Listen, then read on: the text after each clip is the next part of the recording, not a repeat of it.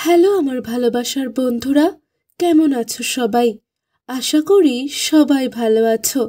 তোমাদের জন্য আরও একটা নতুন ভিডিও নিয়ে আসলাম। আজ তোমাদের শোনাবো হোটেলে গিয়ে আমার নিজের ছেলে কিভাবে আমার মাঠে খেলেছিল সেই মজার ঘটনা।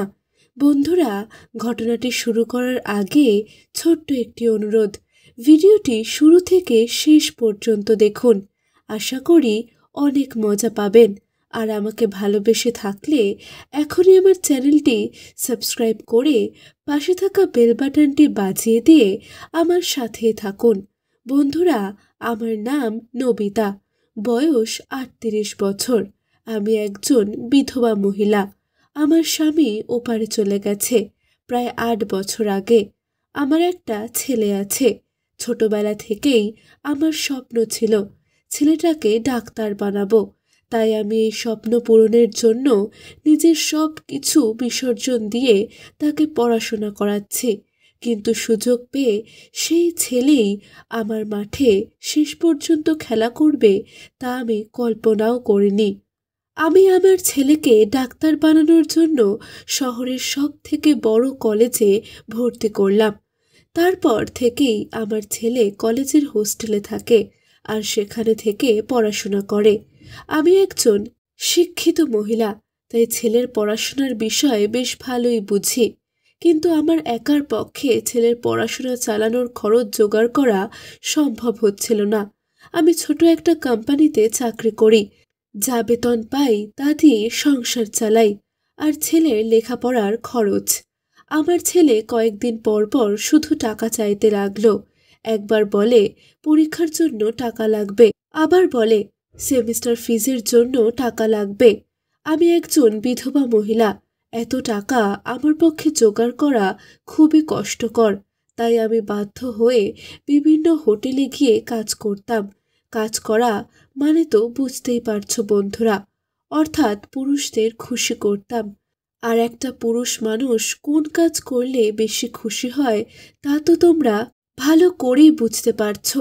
তারাও সুখ পেল আর আমারও টাকা উপার্জন হলো। এইভাবে আমি সেখান থেকে অনেক টাকা আয় করতাম, যেন আমার ছেলের পড়াশোনার খরচ, আমার সংসারের খরচ সহ সব কিছু ভালোভাবে চলে। আমার স্বামী ওপারে চলে গেছে ৮ বছর আগে, আর এই ৮ বছরে আমার মাঠে কেউ খেলা করেনি।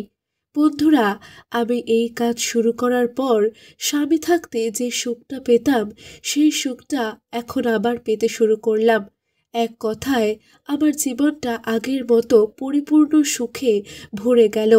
হঠাৎ একদিন সন্ধেবেলায় হোটেলের ম্যানেজার আমাকে ফোন করে বলল, আজকে রাতে একটা অল্প বয়সী কাস্টমার আসবে।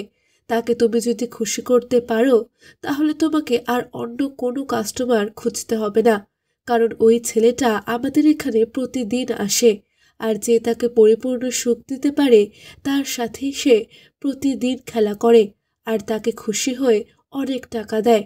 এই কথা শুনে আমি মনে মনে ভাবলাম, তাহলে তো যে করেই হোক তাকে খুশি করতে হবে, কারণ তাকে একবার খুশি করতে পারলে আমাকে আর সারা দিন কাস্টমার খুঁজতে হবে না। বন্ধুরা, এদিকে আমার ছেলে যে আমার মাঠে খেলার প্রস্তুতি নিচ্ছে সেটা তো আর আমি বুঝতে পারিনি। ঘণ্টাখানেক পরে হোটেলের ম্যানেজার আমাকে ফোন করে রাত 10টার সময় হোটেলে আসতে বলল, আর ছেলেটা নাকি রাত 10টার পরে আসবে। তাই আমি খুব সুন্দর করে সাজুগুজু করে সেই হোটেলে চলে গেলাম।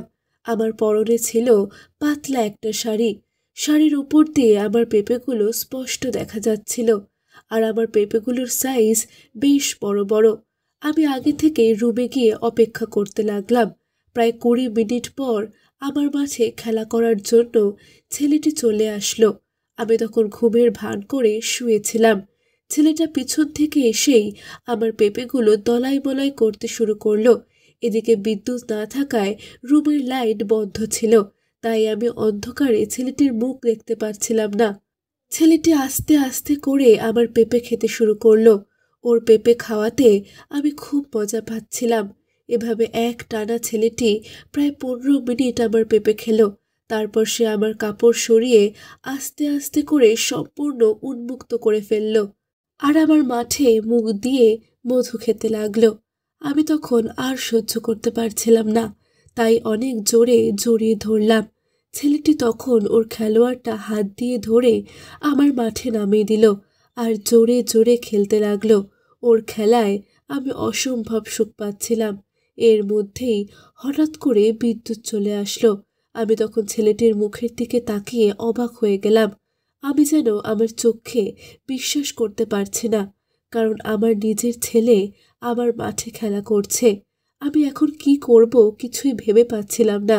বন্ধুরা, মজার বিষয় হলো ছেলে কিন্তু আমাকে চিনতে পারেনি যে আমি তার মা, কারণ আমি ফেস মাস্ক পরে এসেছিলাম। ছেলে মাস্ক খুলতে বলেছিল, কিন্তু আমি মাস্ক খুলিনি, তাই সে বুঝতে পারেনি।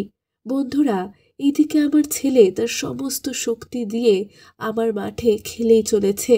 আমি খুব মজা পাচ্ছি, তাই ছেলেকে আমার পেঁপে খেতে দিলাম আর বললাম, খেলার মাঝে পেঁপে খাও, খুব মজা লাগবে। আমার কথা মতো খেলার সাথে সাথে পেঁপে খেতে লাগলো।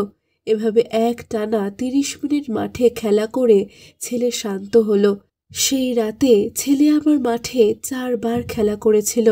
আর সকাল হতেই আমি ওখান থেকে চলে আসি, যেন আমার ছেলে আমাকে চিনতে না পারে।